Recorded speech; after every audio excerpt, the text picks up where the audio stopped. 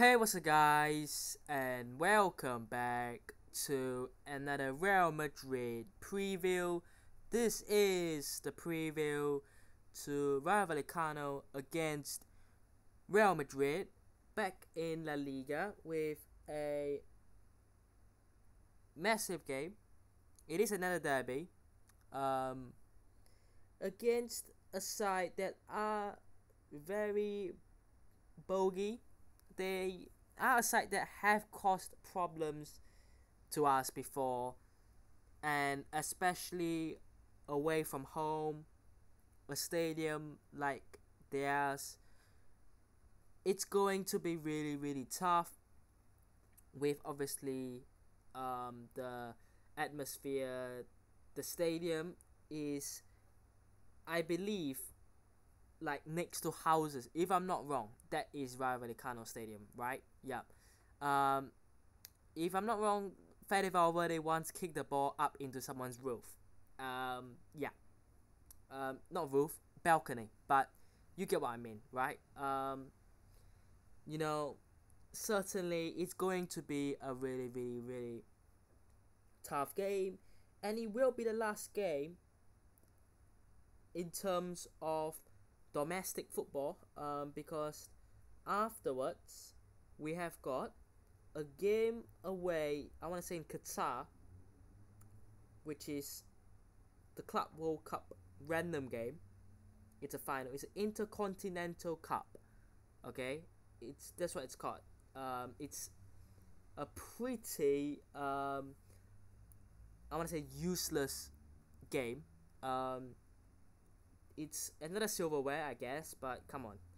You travel down to Qatar to play a game, and then you travel back to Madrid to host Sevilla, and then it is actually Valencia away to start off the new year. So that postponed game will be played at the start of January. And then we have got Deportivo Minera in the Copa del Rey away from home. I have no idea who they are.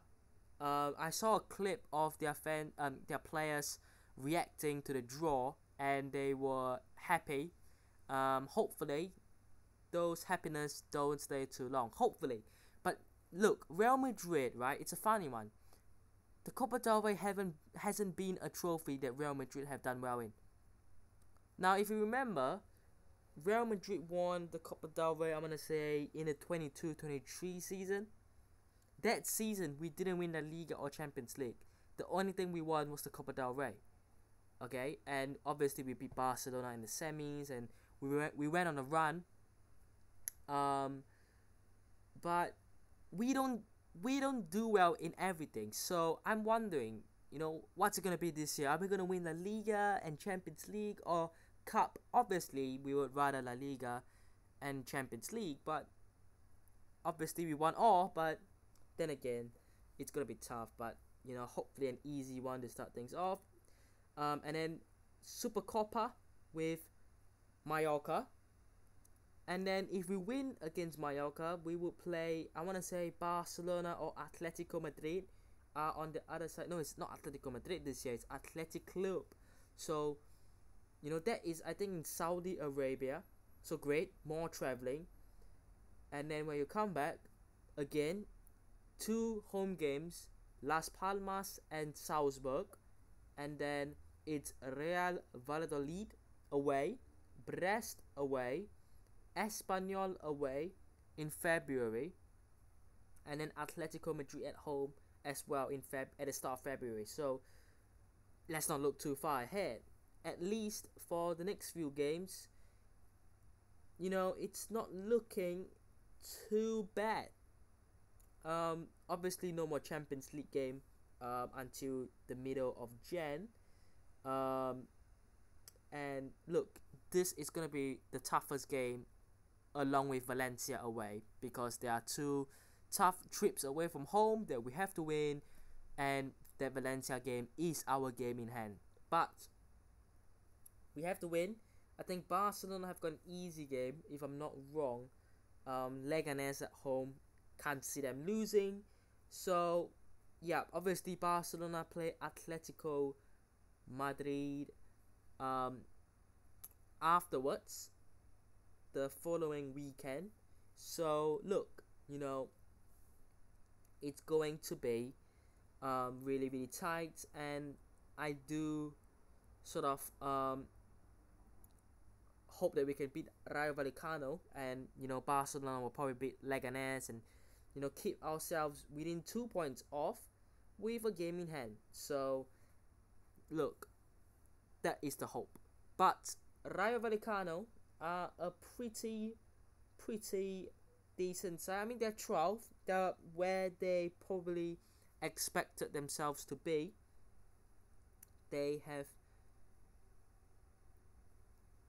played 15 games, won 5, drawn 4, lost 6.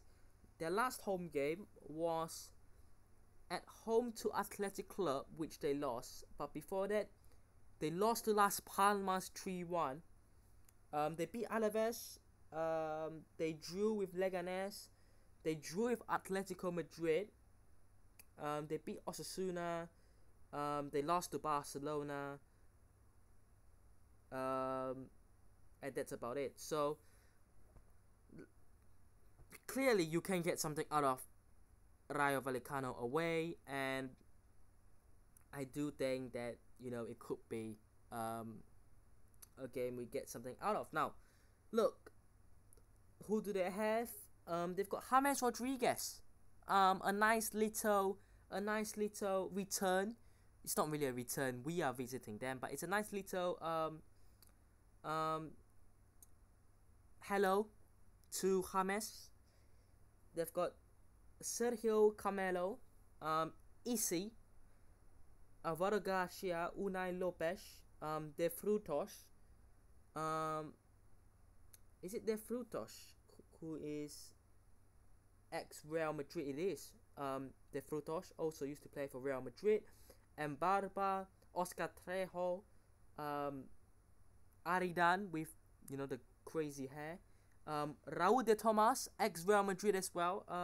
We're saying hi to a couple of former players, which is pretty interesting. They've got Anteca, Oscar Valentine, Lejeune. So yeah, a couple of familiar faces, a couple of decent players in there as well. But yeah, it will be a tough game. Now, for Real Madrid, how would I line up? Is probably different to how Ancelotti will line up. But starting off in goal, it's gonna be Thibaut Courtois. It's really sad, I guess, for Lunin to not get some games. But look, I think Courtois will play in the Intercontinental Cup, and then you could look at. I think Lunin will certainly play the Copa del Rey first game, or first round. Could he play against Sevilla? Maybe, but we'll have to see by then. But Courtois in goal. Has been playing pretty well, to be fair. So, yep. The back four, Fran Garcia is the one returning to take on Rayo Vallecano. I think this sort of game, Rayo Vallecano will certainly be able to be exploited down that side. So, get an attacking player in there. Get a player who can make the runs in behind the winger. Happy. Lucas Vazquez, because there is no one else. And then the two centre backs, which do seem like it's going to be Rudiger and Tchouaméni. It could be Asensio coming back. But look, I think that Ancelotti prefers Tchouaméni next to Rudiger. And Asensio came in because there was no one else. But now that Tchouaméni is back, I fully anticipate him to be the starting centre back. Which is a shame, because not only does it mean that Asensio cannot play, and that also means that Tchouaméni cannot play at 6, and that also does mean that very likely it's going to be Dani Ceballos who has to cover in that role. And he's had some decent games, but I just don't think he should be at the club still. That's just me, but yeah. And yeah, next to him will probably be Bellingham and Valverde. Very likely, I think Bellingham and Valverde will start. it's probably Ceballos. I can't see Modric, but who knows? The front three, Mbappe suffered an injury. No idea how long it's gonna be, but he'll at least miss this game. So Vinicius on the left, Rodrigo I think will start. Although personally I wouldn't, and Brahim on the right. Now what I would have done if I was the manager: Vini on the left, Brahim through the middle as that sort of 10, and probably Arda Güler. But I mean, with Bellingham, you have to play him 8. You can't play him as that 10 because that means that you have to start both Modric and Ceballos. So Bellingham has to play as the 8, which means that he can play up front. And up front, I don't see Endrick being physical enough yet, and I don't see him being thrown in anyway. So certainly not going to be Endrick, and realistically, Brahim would be the only option in that 10, but it's not going to be Brahim. It'll be Rodrigo, but hopefully it doesn't happen, that reoccurrence of an injury. So yeah, but I think Rodrigo will certainly start with Vini and Brahim. Score prediction: Rayo Vallecano 1, Real Madrid. I'm not going to be too confident yet. I'm going to say Real Madrid 2. I'm not going to be too overconfident because of a few games, because anything could still happen. But I do think Real Madrid will win, but it will be a really tight game. But let me know what your thoughts are down below. Hit the button instead, subscribe. Hope you guys have enjoyed today's video. Hit the button instead, subscribe to the channel on already, and I'll see you guys in the next one. Peace.